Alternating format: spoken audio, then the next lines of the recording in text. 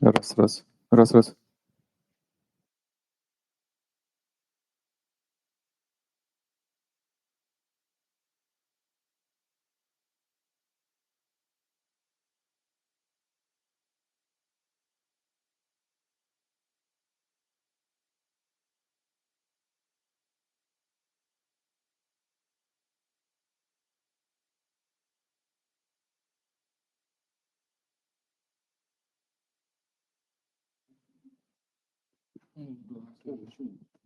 Раз.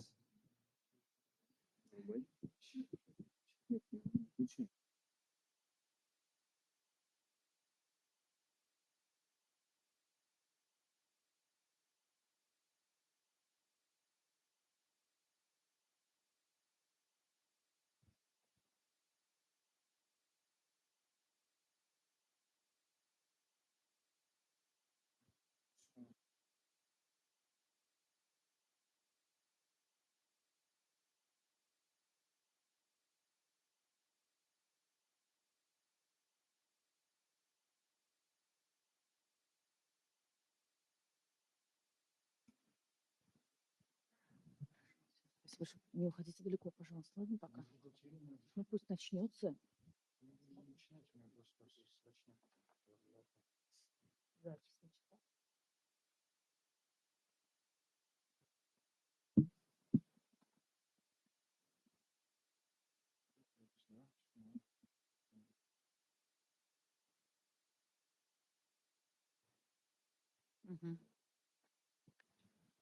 Уважаемые коллеги, dear colleagues, it is my great pleasure today to welcome Professor Janne Estill, and this is a series of lectures of our distinguished guests who have arrived here for the masterclass and for the celebrations of 10 years of Cochrane Russia, Professor Yalong Chen and Professor Janne Estill from Lanzhou University, mainly, and also Janne will explain you from Switzerland and another university. So this is a hottest topic in healthcare research, and you see the title «Трудности обращения к проблемам мультиморбидности в клинических рекомендациях. The challenges of tackling multimorbidity in clinical practice guidelines». You may prepare your questions. It will be an interactive session with discussion, so please listen carefully. It is really a unique opportunity for you to get to know about these exciting projects under the family of all the projects of Professor Chen and Professor Janne Estill. Это правильный путь, the right way, for those who have missed our earlier discussions and lectures. So, dear Janne, the floor is all yours. Thank you. Thank you. Okay, thank you very much. Большое спасибо, Лилия Евгеньевна, за введение. И, уважаемые коллеги, это очень большая радость мне, чтобы быть здесь, в Москве, и дать эту презентацию. Презентация будет на английском языке, но можем, конечно, я могу ответить на вопросы либо на английском, либо на русском. So thank you once more, dear colleagues, and for this opportunity to give this presentation about multimorbidity, which is a topic that I came myself involved with only a couple of years ago, but also along these years, it's become really clear that it is a big challenge in not only in clinical practice, but also in the development of guidelines. And I will start my lecture with a declaration of conflicts of interest, but also use the same opportunity to tell a little bit more about myself and my research interests in general. So I'm using here a map to kind of present what I'm doing at the moment. If we start from the very beginning, which is now not shown here, is Finland, where I a long time ago studied pure mathematics. After that, I found an opportunity in Switzerland, in Bern, to do a PhD in mathematical modeling of HIV in sub-Saharan Africa. So this was my introduction to the field of epidemiology. And since then, I'm working in the field of medicine, epidemiology, evidence-based medicine also. So I'm at the moment working as a senior researcher at the University of Geneva, where I still mainly work on my original field of science, modeling of infectious diseases.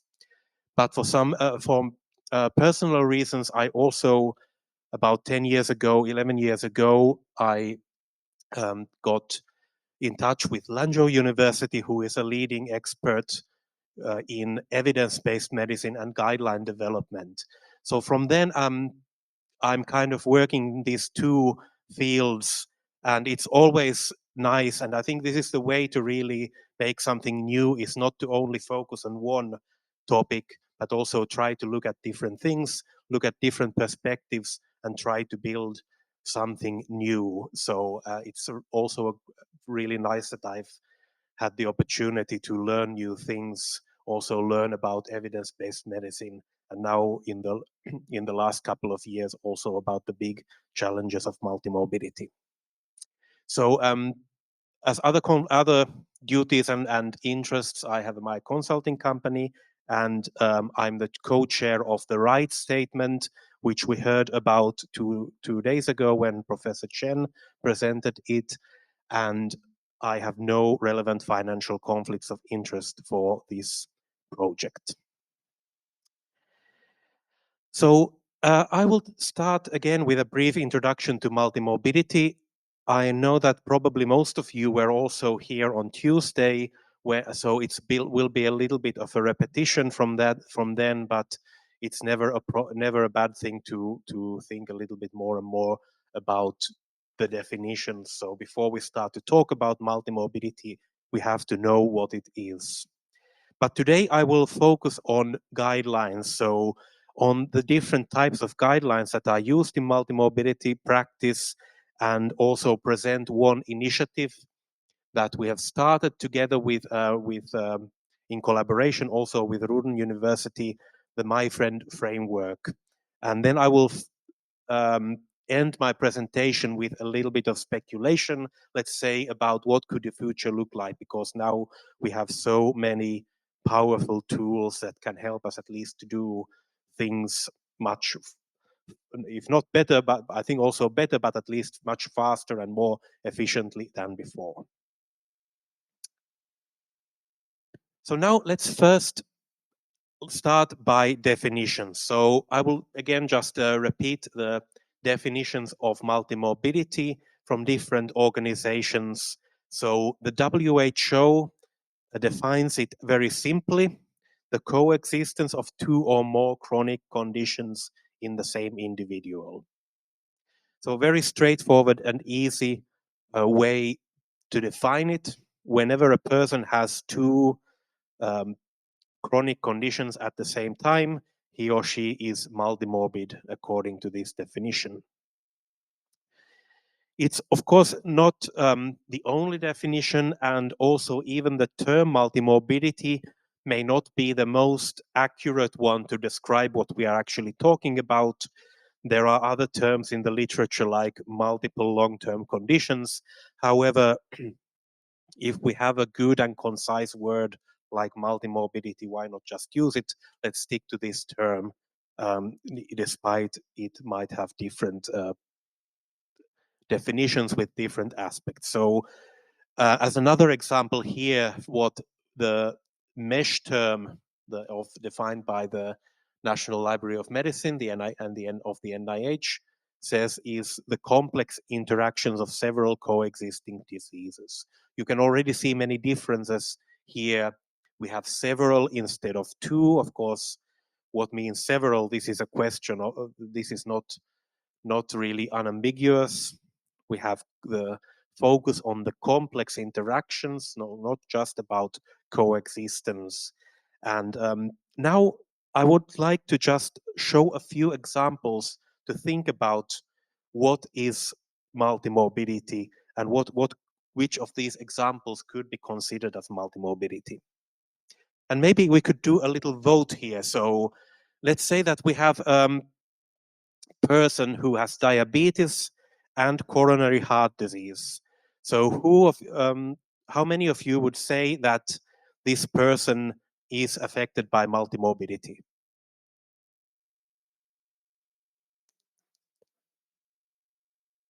Yes, I can see already a few hands. Well, let's ask the other way. Who would think that this person is not affected by multimorbidity? We also get some votes. Okay, so well, and of course the great majority is in between, which is sometimes a very good strategy because things are never very simple. But I think I would still say that here we have a very classical example of multimorbidity. And in fact, this is something that when we try to make examples of multimorbidity, for some reason we always choose diabetes with hypertension or diabetes with heart disease or something like that, which are diseases that are common, especially in people of older ages, and also share some common mechanisms, which means that, of course, their coexistence is extremely common. But now let's take another example, diabetes and skin disorder. We can make one more vote for this. So who would say that this is an example of multimorbidity?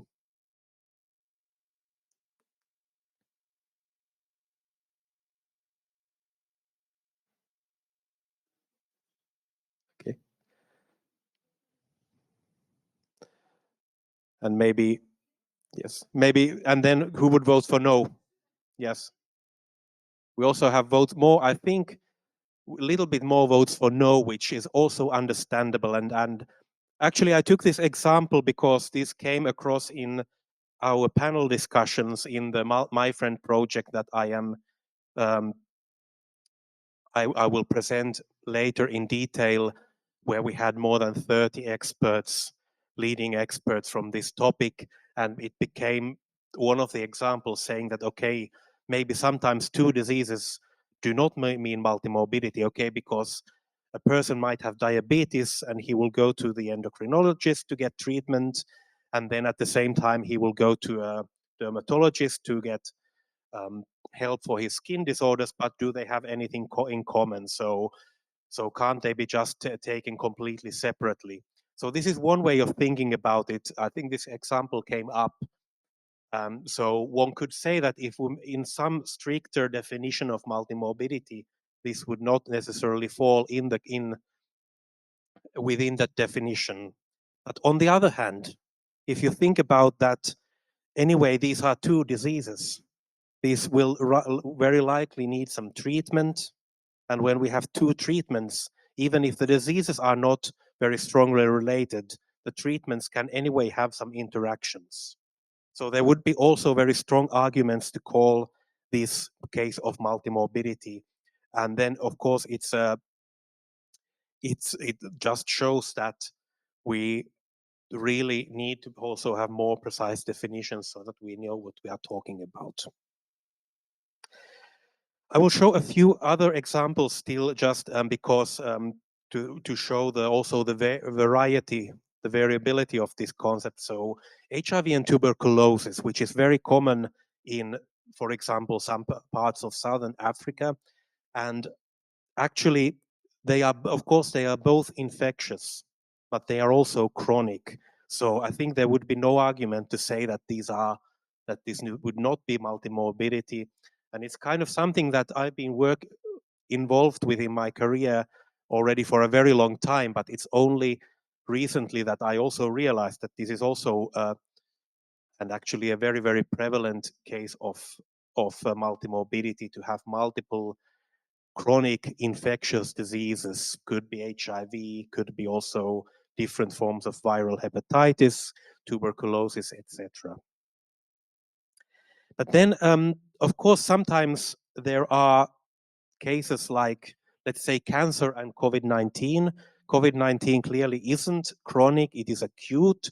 On the other hand, it still means that at a certain time a patient has two diseases at the same time, which might have interactions. So it's again maybe a question of definition of whether we should call this multimorbidity, but at least many of the same approaches are needed. And an important point is that also mental disorders are also diseases, and they're very prevalent, and they're also linked to many chronic physical diseases. So it should be never forgotten that, for example, conditions like depression are also a common form of multimorbidity. Whereas maybe then, just as a last example, we wouldn't necessarily call two infectious acute conditions multimorbidity, even though there are strong synergies, for example, in the treatment. But again, nothing is very clear yet. So let's just take us home from this short discussion the message that we need more stricter definitions, or at least some idea how to make sure that we know what we are talking about. But now I will just quickly repeat a couple of slides I showed already last time. So first, about just to make sure that we know the difference, for example, between multimorbidity and comorbidity, which is often used interchangeably. So by multimorbidity, we mean the entire situation when a patient is affected by multiple conditions at the same time. The conditions are interacting, the treatments are interacting, the people who are treating them, the specialists have to interact. So this is the entire situation, whereas comorbidity has the idea that we are treating now one disease, which is our main focus, and at the same time the patient might have other diseases which will be which of course also should be taken into account. But whereas in the comorbidity approach and language, usually the disease is in the center. When we talk about multimorbidity, we should rather think about the patient being, the person being in the center. So it's kind of also a term used in the personalized approach to medicine. And just finally, a reminder how common multimorbidity is. It is not only, even if, I mean, these graphs here on the left, we have higher income countries. On the right, we have lower or middle income countries. And here on the horizontal axis, we have age. So it's clear that it is a condition, especially affecting the elderly people, but anyone can be affected by multimorbidity. We have children with multimorbidity, and we have very rare combinations of multimorbidity. It's not only the people with diabetes, hypertension, and heart disease. It's not only the elderly people living in wealthy countries, but it can affect the whole world. So now After this short introduction about multimorbidity, we will go more into the field of guidelines. And now the question is that when we know that usually guidelines have a very disease-centered approach. We have guidelines for most diseases that there exist, but these guidelines are often very narrow. They are focusing on one disease and only and how they address possible comorbidities can be very limited. So now we will start to think about what kind of guidelines we have and what do we need to really effectively give evidence-based care for multimorbid patients. I will first start by a dichotomy that actually was thought out by our group when we started a couple of years ago to really work on this idea. So, which is the distinction between health-centered and disease-centered multimorbidity related aspects. So we started actually this in the field of clinical trials. We were thinking that the consort checklist, which is the reporting guideline, just like PRISMA is for systematic reviews and RIGHT is for practice guidelines, consort is the reporting guidance for clinical randomized controlled trials. And we were thinking about how multimorbidity should be taken better into account in the reporting. And we realized that there are actually two very different types of trials that would be related to multimorbidity. One type would be just to focus on multimorbidity itself. For example, do a trial about some, let's say, exercise intervention, how it affects the quality of life of multimorbid patients. So here, it's not about the diseases. It's not a question of what diseases a patient have. It's a question about just multimorbidity itself. So if we think through this PICO approach, population, intervention, a comparator, and outcome, the population here would be just all people with multimorbidity. Whereas the second approach would be disease-centered, so to look at really concrete combinations of two or more conditions and look at interventions that are trying to address this specific combination of diseases. So and then based on this, when we started to more work on guidelines, we took the same dichotomy into the field of clinical practice guidelines or guidelines in general. So what are multimorbidity guidelines? In the same way, we can have two types. We can have what I would call health-centered guidelines, health-centered multimorbidity guidelines that try to address the general problems and general challenges in the care of multimorbid patients, which really focus on the entire health system. And we can have disease-centered multimorbidity guidelines. For example, guidelines that address how to treat patients with diabetes and heart disease. It's a concrete combination of diseases, and this is also will need recommendations that really address this combination. So now with this name, health-centered, the first one, we were still thinking a little bit about it and whether it should be health-centered guidelines or patient-centered guidelines, but we came to the conclusion that health-centered sounds better. Why? Because there are several reasons. First of all, we think that actually patients should always be in the center, also in the disease-based care approach of care, it's not only about the patients, but also about the entire health systems, about the community, etc., because these health-centered guidelines will need to give guidance also on how to arrange the care in general. And of course, one also important point is that patient is a term which can sometimes have a little bit negative tone we know that these are people with chronic diseases. So when they go to see a doctor, they become patients because they will seek care. But usually they are just people. They are people, individuals who have these challenges. So, and also multimorbidity care is not only needed strictly in clinical consultations. For example, if we think about nursing home residents, it is something that has to be taken into account also in the daily life. But now,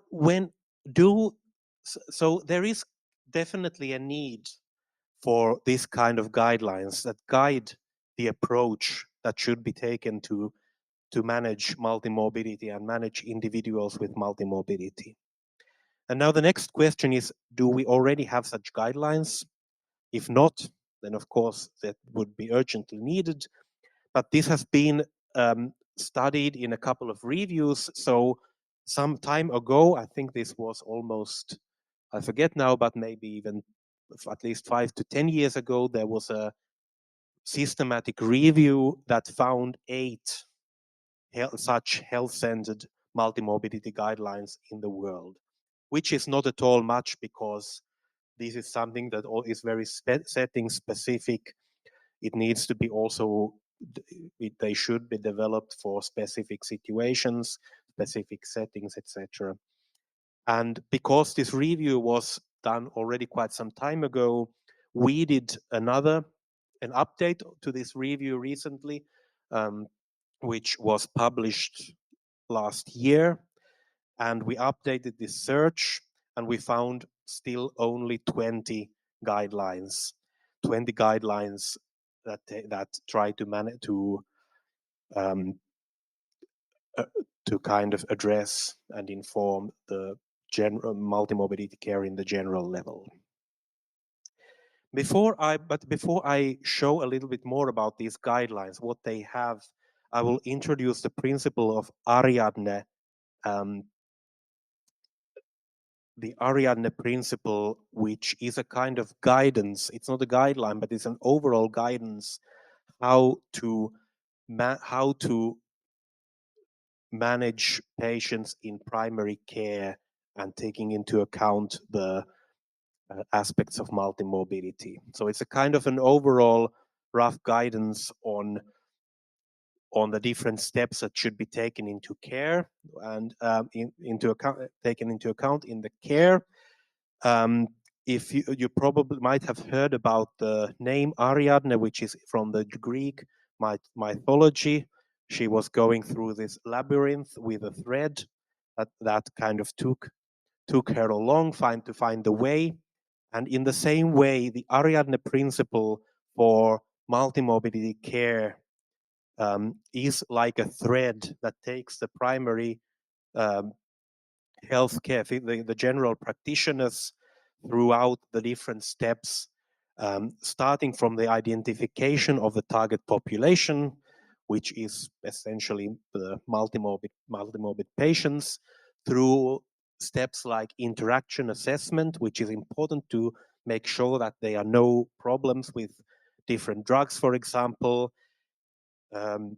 accounting for patients' preferences and values, which is extremely important, and then going through to individualized management that takes into account all this complexity about the drug-drug interactions, about the patient's personal values, and always having in the center the idea that we have to have realistic treatment goals, also such that the patient agrees, because this is also personal. Different patients, different people will have different priorities. And of course, this is not just a straight line, it is a circle. Like many things in healthcare, things get, we have to follow up the patients, and we have to continuously see if there is a change in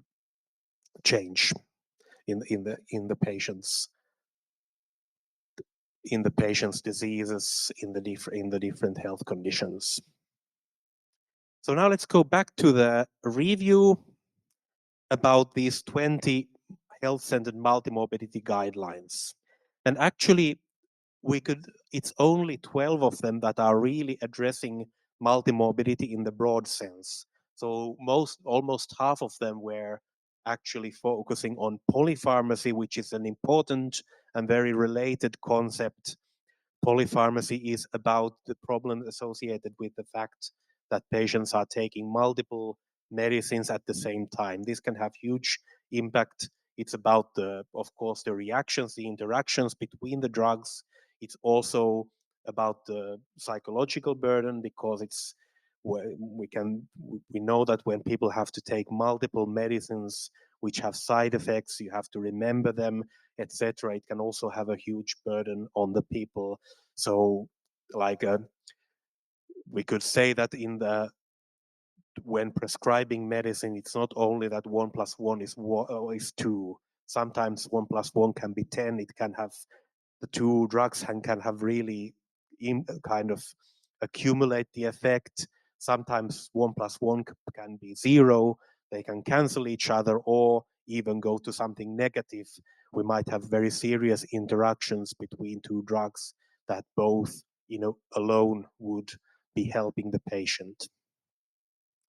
But going still to what we found in this review was that, first of all, there are very few guidelines in general, and especially there were very few guidelines that really took into account all the different steps of the Ariadne principle, going from the target population, determining the target population, all the way into follow-up. And we also did a quality assessment, both looking at the reporting quality with the right statement, our own right tool, as well as the methodological quality with agree-to. So you already heard on Tuesday about these two tools, and we found, and this you can see the percentages here, that they are really sometimes very low. So there are serious problems in the reporting completeness and in the methodology. On the other hand, it's also, we should remember that these are not really clinical practice guidelines in the traditional sense. And because both Write and Agree have focused on the kind of traditional disease-oriented guidelines, they are not necessarily always 100% applicable, which of course then again calls into new tools, new methods. We have to also have something, and this is something that can also give us should to think about the initiatives to really do extensions to these tools, to do dedicated tools that can help to guide what should be written into these kind of health-centered guidelines. Okay, now let us go to just show an example of one of the highest quality health-centered multimorbidity guidelines that we found. It was published by NICE, the National Institute of Health and Care Excellence, from the United Kingdom, in 2016. So by looking at the table of contents, we already get an idea what is included there. So it has a very long section about even identifying the target population. So like I talked before, it is not easy to give an optimal definition for multimorbidity. So we need to take into account many different factors. But then later, most of the actual recommendations are related to the organization of the care, also the involvement of the community. It has an aspect about related to polypharmacy, which is about stopping preventive medicines, because often the way to deal with problems in polypharmacy is to really think what is necessary, what could be stopped, what is causing more harm than benefit. And it starts with a lot of content, like I mentioned, about the definitions. So reminding us what multimorbidity really is. It's not only about having these typical combinations of diabetes and hypertension, but it has also mental health conditions are also very prevalent and important. There are other conditions which are not necessarily that easy to kind of diagnose precisely, like chronic pain, which could be caused by many different things, but it's still a very huge burden for the people. And another thing that this guideline also emphasizes is that to think about who should really benefit and who would benefit from the multimorbidity oriented approach in care. It's not only those who are strictly diagnosed with 2 or more chronic conditions, but we also have to think that, like I showed before, that some conditions are very difficult to diagnose. They still exist, but especially, I mean, there are conditions in mental health, etc., of just having chronic pain or like this, where the individuals don't necessarily even realize first that this is something that they could get help into, but which are very also serious causes of burden and also a form of multimorbidity. And we also know, of course, that there are risk factors that even if the individual today doesn't have the, strictly speaking, 2 conditions, there are risk factors that increase the risk of having such conditions in the future. So it's also never a bad idea to already now think about it. How could this be prevented, and how could the potential future health problems be already taken into account in today's practice? And the guideline itself shows just a few ideas of kind of what we could consider when we think whether this patient is multimorbid, has multimorbidity, and whether he or she should receive health care that contains the approach of where the approach of multimorbidity is included. And finally, just another point, another quick glance to the issue still of polypharmacy, because like I mentioned, we found many guidelines dedicated to polypharmacy. So so we could say that there even exist more still guidelines in this specific field. But one key message that, for example, we can see from one of these guidelines is to be able to distinguish between appropriate and inappropriate polypharmacy. So here you can see in the definition of appropriate polypharmacy the word evidence. So evidence basis is always very important.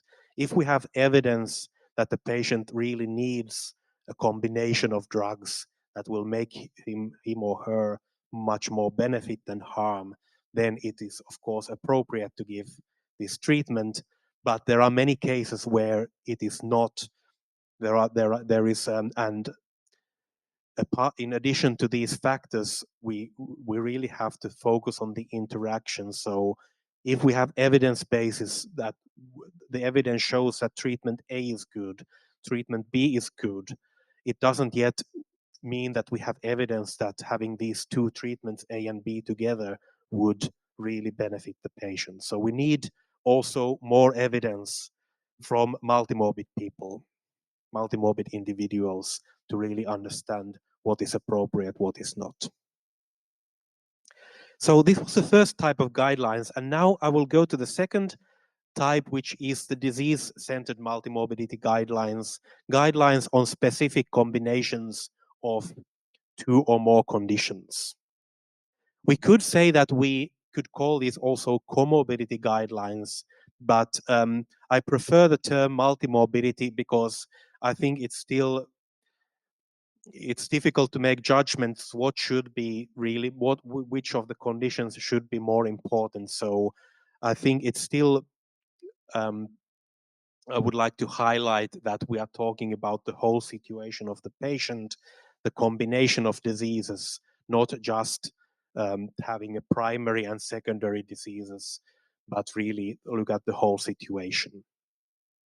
We also here did systematic review of an example of guidelines focusing on combinations of 3 commonly co-occurring conditions: diabetes, coronary heart disease, and stroke.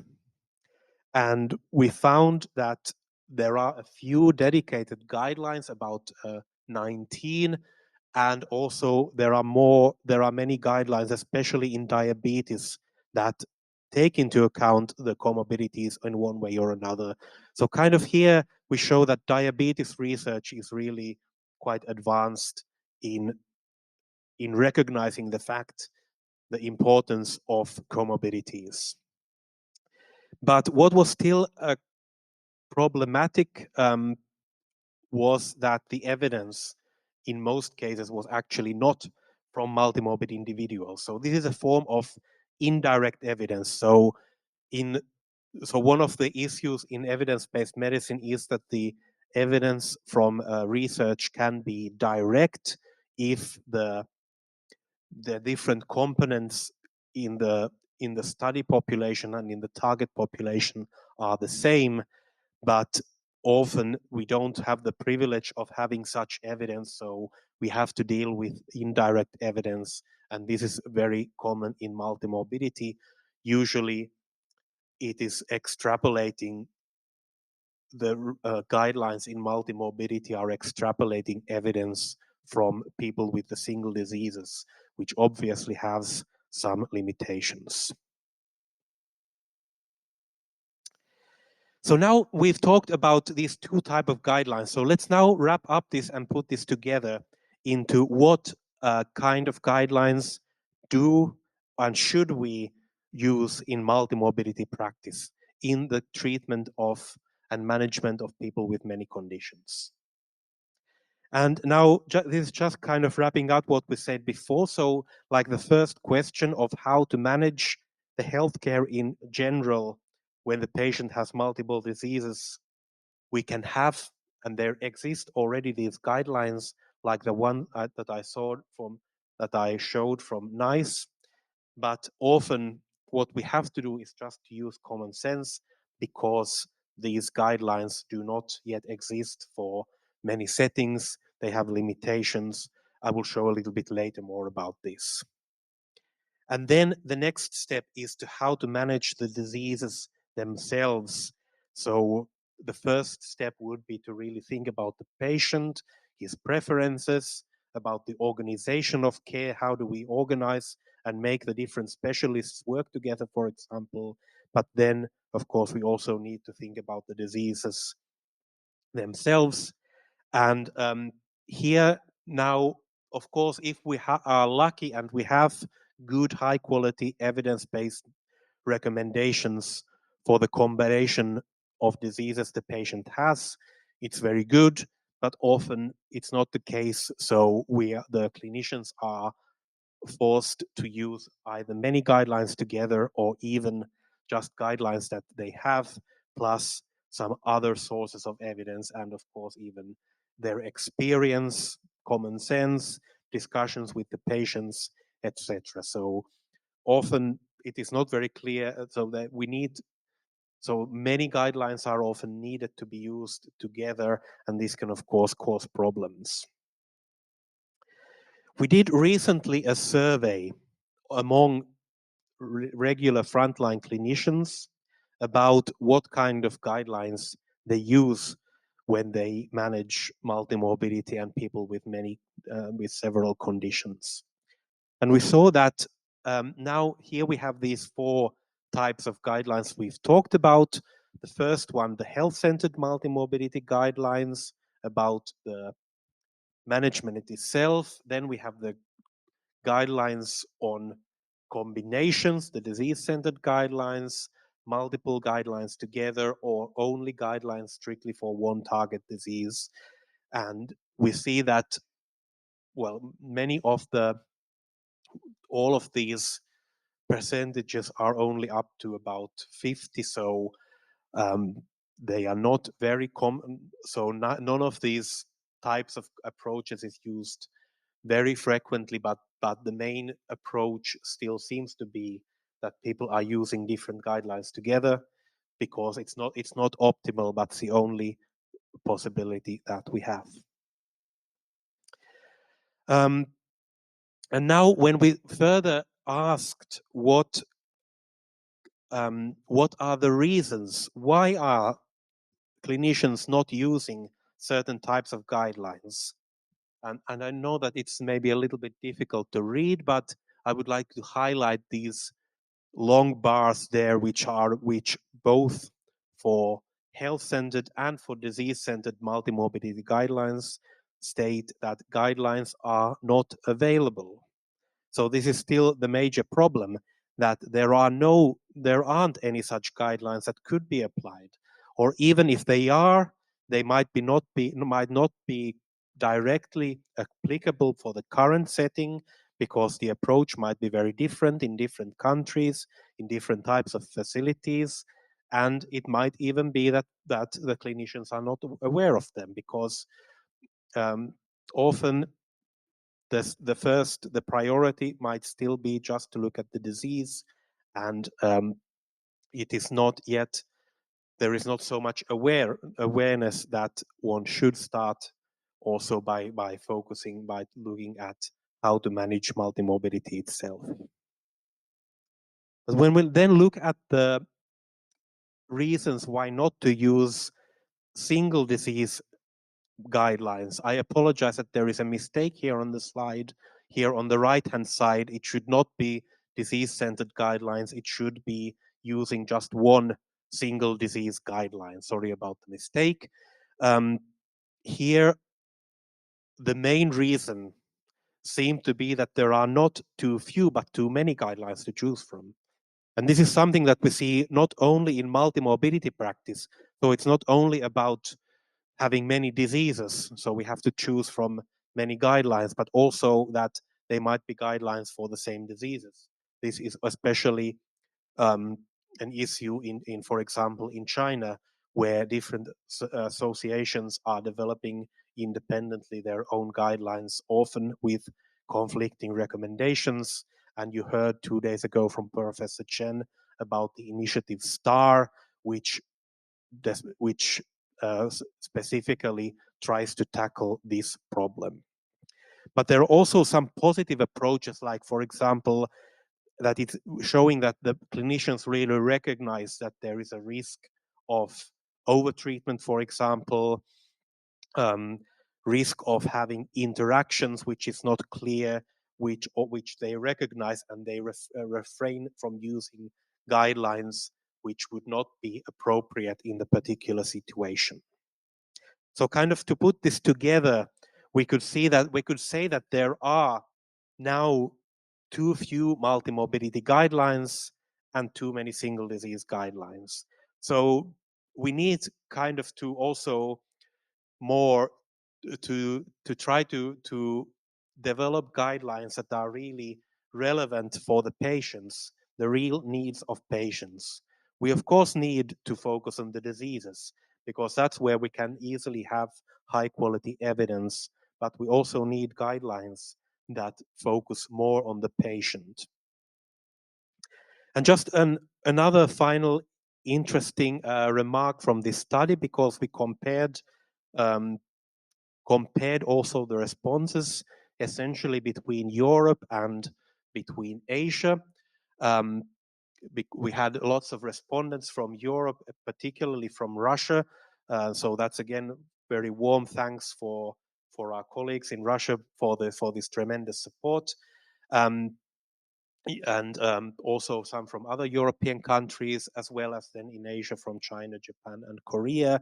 Kind of there was a tendency in the responses to say that in Europe, people are using guidelines that are not really applicable.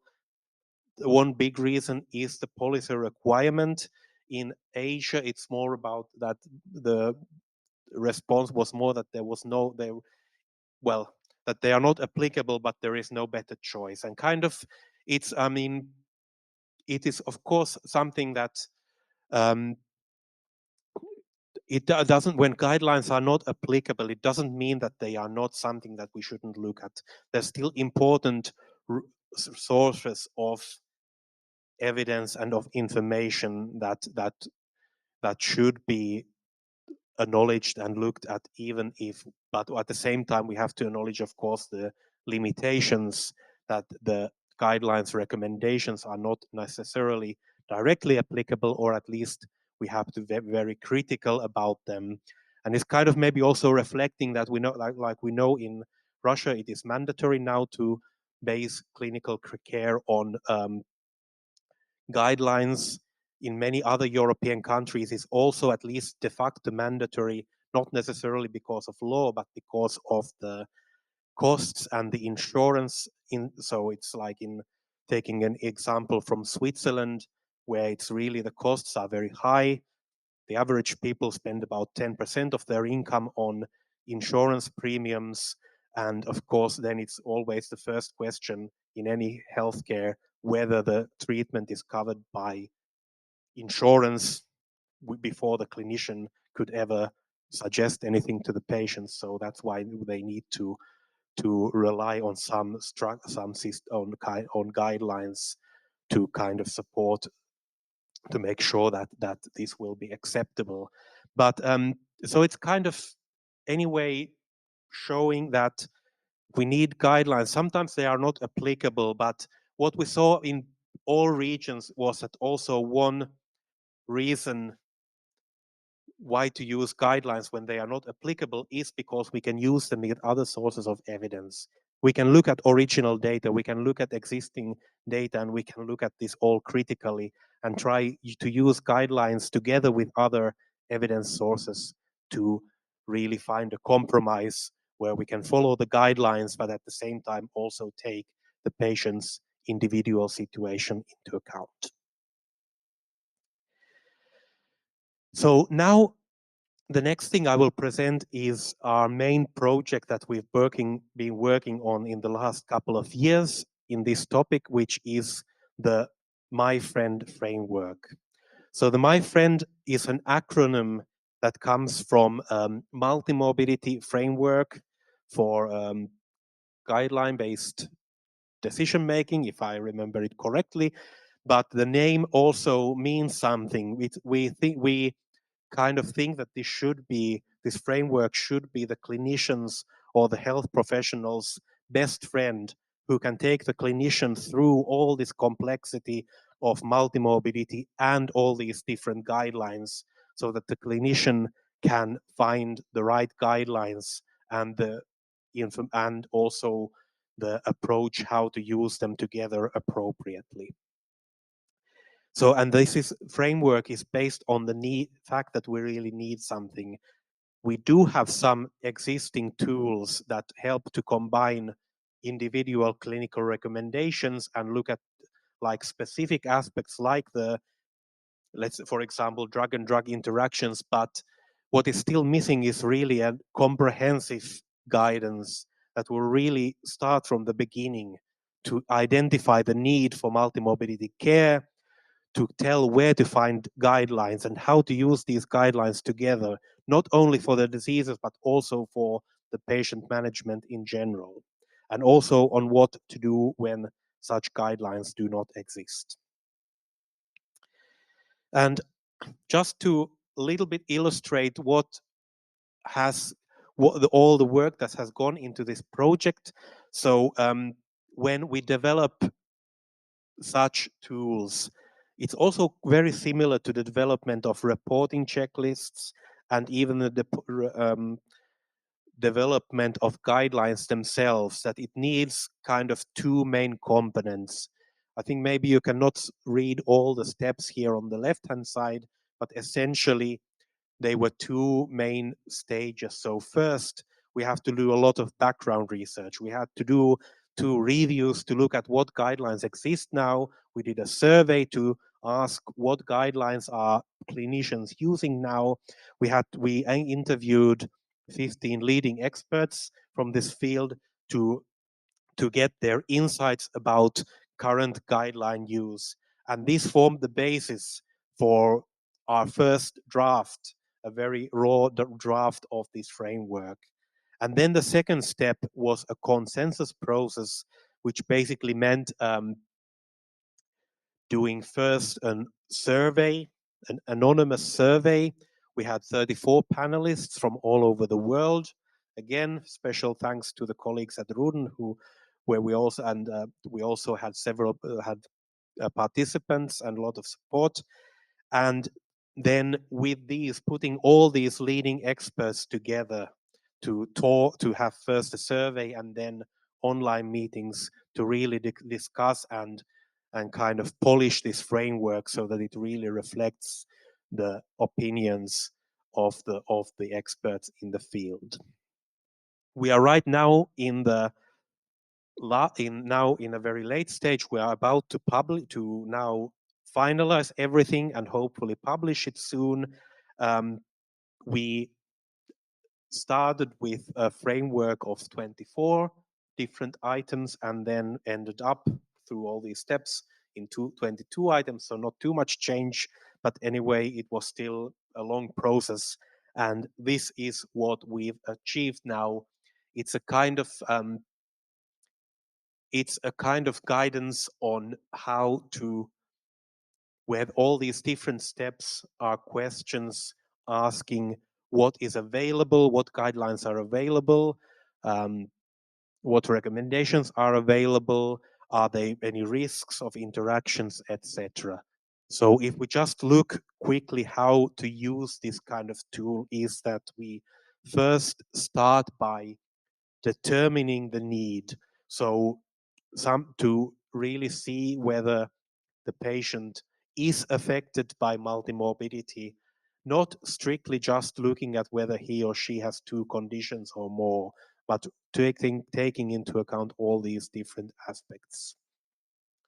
At the next step, to find a health-centered multimorbidity guideline to guide the overall care, to really take into account important things like patients' preferences, about the collaboration between different specialists who might be needed to treat the different diseases that the patient has, etc. And then finally, to look at the actual disease-specific recommendations and choose the right approach. And apart from these steps here, we also have these two blue boxes that are there to give more help to certain steps and certain questions. So the first one, which is here at the top right, is related to the very first question of when to consider multimorbidity approach in care. And this is very similar to what was in the NICE guideline, the guideline from NICE, the health-centered multimorbidity guideline, but with a little bit of again, polishing these different items. I remember we had lots of discussions in our panel to really refine them, to find a good definition for the need of multimorbidity care. And the second step, the second blue box that you saw, was about which recommendations can be used, which recommendations from guidelines can be used in multimorbidity. And this is something that actually doesn't only apply to multimorbidity, it applies to any clinical practice. The recommendations should be up to date, applicable, feasible, acceptable, and of course also to properly address multimorbidity. Not just mentioning comorbidities somewhere in the footnote, but really addressing what kind of treatment and care people should get when they have several conditions. So now we are coming to the end of the talk about, and I wanted to at the very end just give a few ideas and thoughts about what could come next. So now we will have soon the My Friend framework published, hopefully, and this can already, we hope that we can really promote this and make this as the principle for guiding the guideline use in multimorbidity care.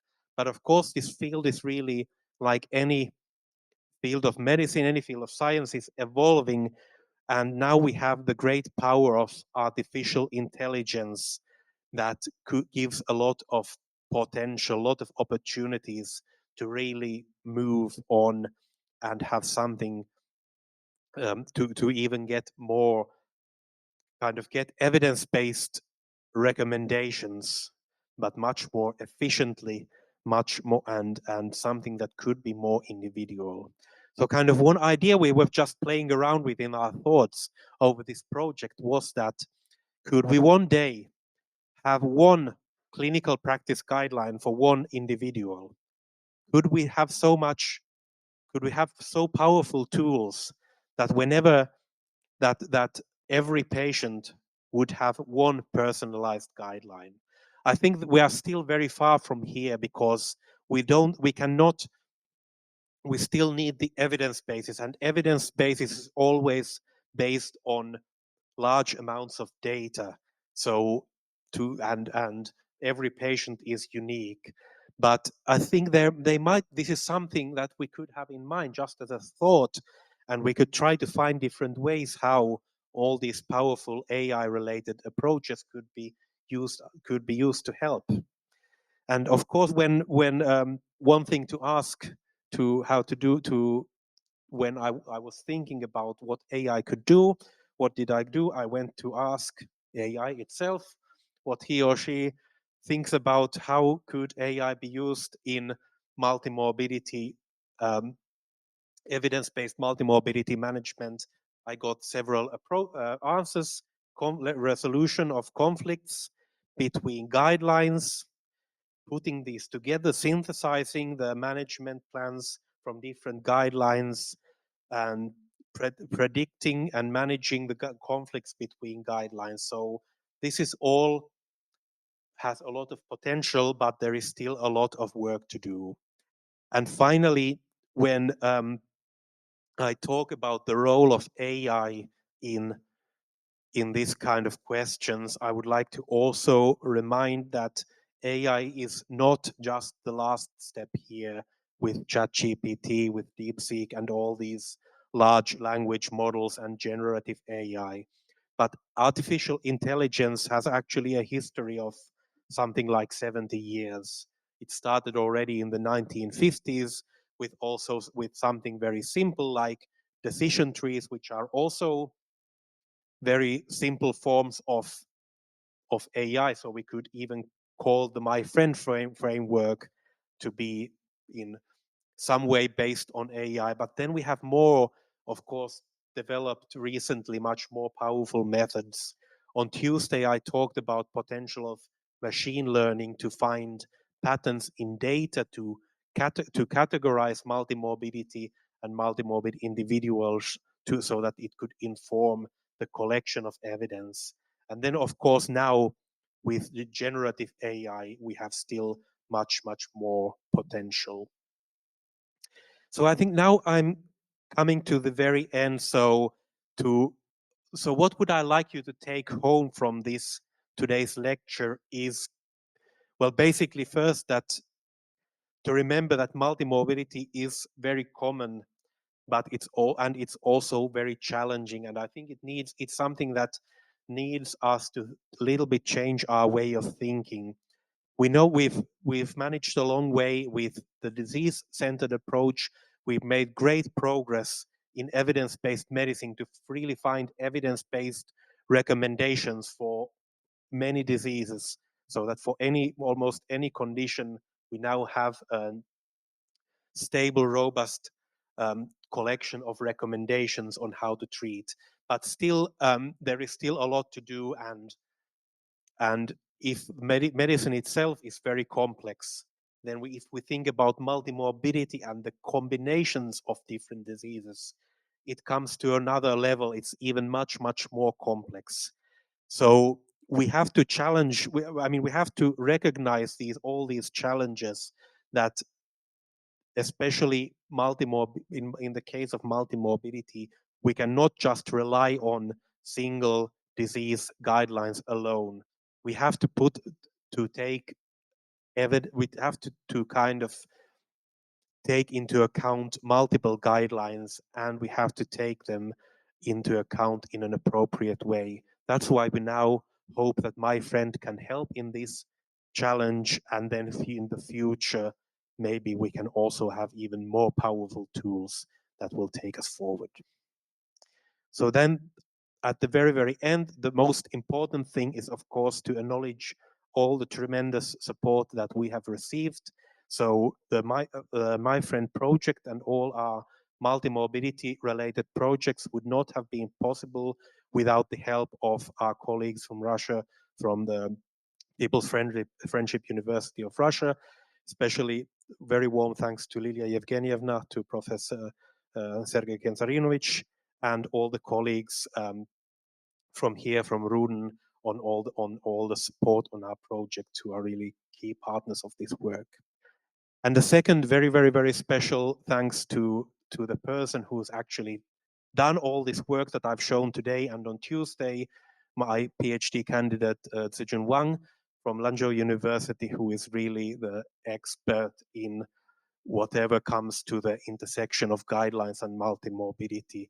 And of course, the entire team, Professor Chen and the entire Lanzhou University team for the support, and the My Friend working group, which are, like I mentioned, we have 34 experts from all over the world, leading experts in multimorbidity, as well as the Guidelines International Networks Multimorbidity Working Group. So I would like to thank you for your attention, and would be very happy to discuss and answer questions.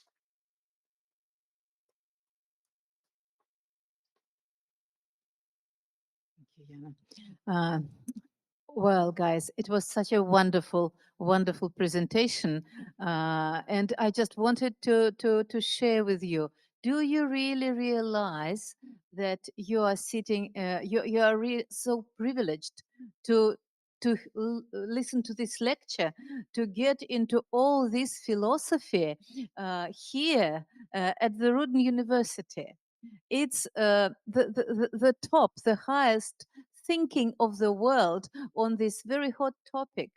Do you realize it? Just think about a little bit of it. And do you have any questions? Do you have any concerns? Now I will say it all in English, and your question will be the first. Дорогие коллеги, уважаемые коллеги, понимаете ли вы, что вы вот так настолько удачливы и счастливы, вам так повезло, что вы имеете эту уникальную совершенно возможность слушать вот такую лекцию, результаты такого проекта, который является вот на самом деле, я бы сказала, на вершине мира исследований в здравоохранении по самым нерешаемым вопросам. Это вот пациенты с мультиморбидностью или полиморбидностью, как у нас говорят на русском языке. Просто на секундочку задумайтесь и порадуйтесь за себя, пожалейте своих коллег, которые не пришли. И я думаю, что у вас, конечно, должны быть вопросы. Вы ведь хоть капельку чуть-чуть уже прикоснулись и к медицине, и даже, наверное, немножечко к клинической практике. Вот. Ну и мы перейдем к вопросам. Да? Я должна вам сказать, что если русский язык удобнее, то наш уважаемый профессор Янне Эстилл говорит и по-русски. Так что, пожалуйста, ваш вопрос, если можно, вначале представьтесь. Thank you for the wonderful presentation. I had one question that arose during this. You talked about the principles of making each treatment for multimorbidity more centered towards the patient, and the question that arose is how much time would that usually take to develop a new treatment plan for a specific patient if no other treatment plans, for example, work for that specific patient, or if they fail to give the desired results of treatment? Thank you. I think, yeah, this works also. Yeah, thank you. So, yeah, thanks a lot. It's a really important question because, and this is, I think, it's also one of the challenges because we know that doctors are always very busy. They have much more to do than they have time. And this is really a risk that that there isn't the resources and the time to really develop a good plan. So I think it would be difficult for me to say what is really the time needed, because I'm not myself a clinician. But I think what I hope is that if we could collect more evidence, if we could like avoid doing this all the time, like having to do this all the time for every patient separately. So if we could have more evidence really from multimorbid patients, that could help us to develop guidelines. And I think now, I mean, developing a guideline, of course, is not an easy task, but I think now we also have other ways of distributing the information. So kind of like one step actually at my friend is that in one of the steps, we are saying that first look at the guidelines that you have, and then at least if there is no guideline or to guide the care, then try to make at least an internal some kind of internal plan in your facility, so that the patients in the same situation would help from that. So I think we need more tools, and I think we need to. There are some tools also for polypharmacy. I think the stop, if I remember, stop criteria is something that help, and we have other tools. And I think with some more guidance, we can also hope that these tools would be better known and more available. So that would help a lot. Yep. Thank you so much, Janne. Any more questions, guys? Yes, please.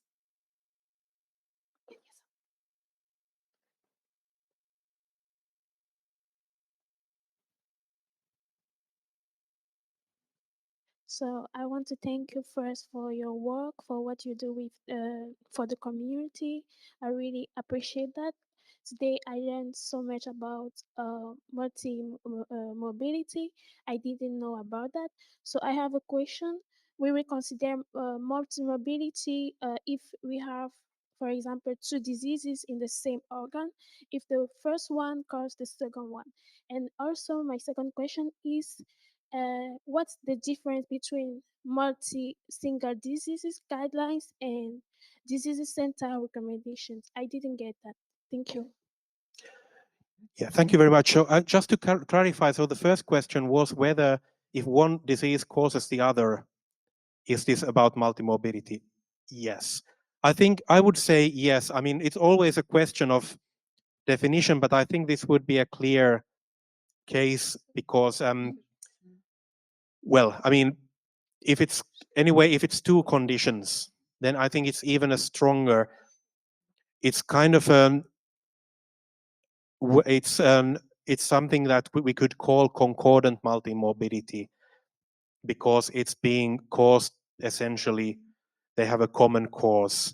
I mean, of course, it's not exactly that one disease causes another, but they might have common risk factors and common causes, common mechanisms. But yes, I think it's definitely definitely a form of multimorbidity.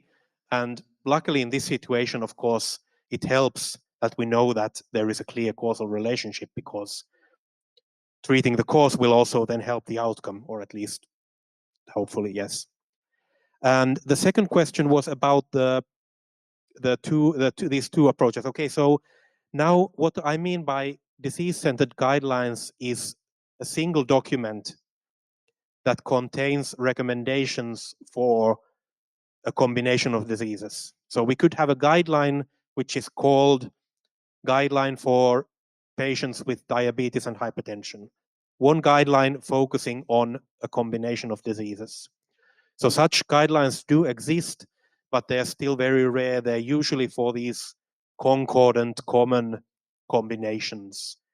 Whereas then when we talked about multiple single disease guidelines, I meant the situation when you have one guideline for diabetes, one guideline for hypertension, and the diabetes guideline doesn't necessarily mention anything about hypertension, and the opposite. So kind of the clinician has to do the merging and look at both guidelines and then make the conclusions. Yeah, you got it now? Yes, so we thank Professor. Yes. Any more questions, guys? No? May I just, Janne? Of course. Yes, yes, yes. I was amazed what a mathematical brain can do to this medical field. Really, honestly. Thank you so very much. It's just fantastic what you are doing, Janne. And, you know, I even got the impression that nowadays we are sort of in a period when all our traditional thinking models are changing. It's a changing world and everything is changing. And perhaps we really live through the times where the definition perhaps of evidence-based medicine will change with time. I don't know, but somehow the entire landscape of what you are doing with Professor Chen sort of suggestive of it. Perhaps not yet the need to reconsider, but still, I'm just philosophically wondering, would it be possible to sort of compare what now these approaches, these frameworks, and then hopefully even with the AI, and my friend just like already an AI sort of paradigm, or right? How would they compare with what clinicians of old style were doing with their patients, when in fact practicing medicine was considered to be an art? And it still, I think, is, at least here in Russia, it is considered to be an art, not really science. So now bringing so much science into all this, and mathematics and AI, what would you just think about it? Just very. Oh, your talk made me wonder. No, I think, yes, I fully agree. And I think this is also one core of the evidence-based medicine, that it's not, and actually this came many times in the process of multimorbidity, of this multimorbidity work in the My Friend development, that we were reminded by the panel also that we should not be saying that everyone should strictly follow the guidelines, that it can never be, I think it can never be the achieved that we would have a guideline for everything. So we always need this art. We always need because it's also about dealing with people. It's not like let me take some examples that we've heard of during our, let me think about, for example, let's say a hypertension patient, what the guidelines say and what in theory, usually there's some target to get the blood pressure to some level. But actually for the patient, what matters is what his life quality is, right? It's not about the number now, whether it's a little bit higher or lower, but it's about how he feels. And maybe sometimes it's better to it's also because the treatment has its own burden. So maybe a little bit high blood pressure combined with some other benefits would be it is in fact beneficial, right? Yes. Blood pressure a bit high. Yes. I think it's because these patient preferences can never be really, you can never find the answer in a guideline, except that the guideline should tell this. The guideline should tell that, ask the patient, ask their preferences, and then use this also as a part of the decision making. So I think this is important to also, even if medicine, evidence-based medicine, we want to and we should highlight guidelines. We should highlight that the care should be based on high quality guidelines with a strong evidence basis. But we still need this kind of individual touch, and which is why to work as a doctor is also, it's really working with people. So yeah, I think, yeah. Right. Thank you very much, Janne. You are sort of assuring us that medical profession will survive the AI revolution. Doctors will still be needed right? Or perhaps not. Yes, I when think, they yeah. are just becoming sort of communicators from AI decisions based Yeah. on evidence No, to I would the say that, patients. yeah, I mean, medicine is science, right? It's not, we are not here in a vocational school where you just learn to kind of follow the guidelines. I mean, that would be easy. Then you wouldn't need 6 years of education to become a doctor. If you can find every answer in the guideline, then we need it. And I think in the future, of course, doctors will be doing science.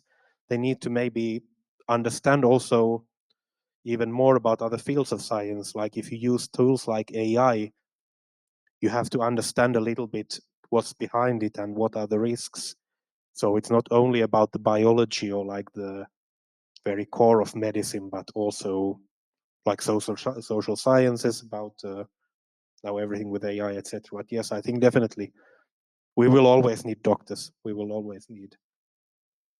Yes. Doctors and pharmacists, right? Yes, yes. Exactly. Yes. Yes. Yeah. Thank you so very much, Janne. No more questions, I understand. So now we are thanking you.